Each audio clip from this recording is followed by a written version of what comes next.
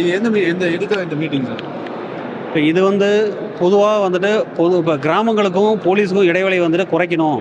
கிராம பகுதி மக்கள் நேரடியாக போலீஸோட கண்காணிப்புக்கும் ப்ளஸ் போலீஸோட ஒத்துழைப்புக்கும் கூட்டு வரணும் அப்படிங்கிற ஒரே காரணத்துக்காக இந்த சிசிடிவி கேமரா பொறுத்தது சம்மந்தமாகவும், அதே சமயத்தில் பொதுவாக போக்சோ கேஸ் அவேர்னஸ்ஸு ப்ளஸ் அந்த கஞ்சா சம்மந்தமாகவும் குட்கா சம்மந்தமாகவும் இந்த மாதிரி தகவல் போலீஸுக்கு நேரடியாக அவங்க சொல்லணும் அப்படிங்கிற ஒரு விழிப்புணர்வுக்காக தான் இந்த பஞ்சாயத்து தலைவர் மற்றும் விஏஓ அவங்க வில்லேஜ் அசிஸ்டண்ட்டை வச்சுட்டு இப்போ மீட்டிங் போட்டுருக்கோம். சரி, இப்போ குற்றவாளிகள் நெருங்கி இருக்கீங்களா? இது வரைக்கும் பிடிக்காம இருக்கிறதுக்கு என்ன காரணம்? இல்லை, பிடிக்காத காரணம்னு எதுவும் கிடையாது.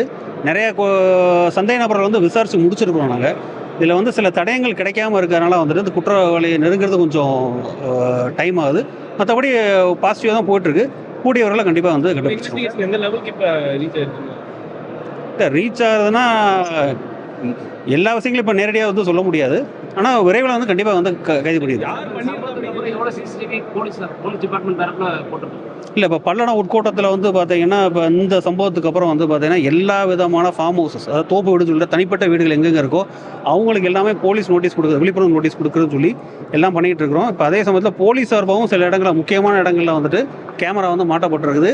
பொதுமக்கள் இப்போ அதிகமாக ஒத்துழைப்பு கொடுக்கறதுனால கிட்டத்தட்ட ஒரு 500 கேமராக்கு மேலே அந்த தனிப்பட்ட வீடுகள்லாம் மாட்டியிருக்காங்க. ஒவ்வொரு வீட்லேயுமே தோப்பு வீடுகள் இருக்குது. அந்த வீட்டில் 5லேருந்து 7 கேமரா வரைக்கும் மாட்டுறாங்க.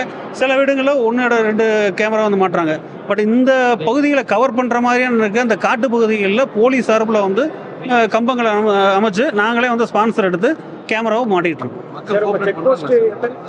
இப்போ அதிகமாக விழிப்புணர்வு ஆயிருக்குது. மக்கள் நிறையவே கோஆப்ரேட் பண்ணுறாங்க. இன்னும் அதிகமாக பண்ணுங்கிறது தான் எங்களோட எதிர்பார்ப்பு. அது சம்மந்தமாக இந்த விழிப்புணர்வு மீட்டிங்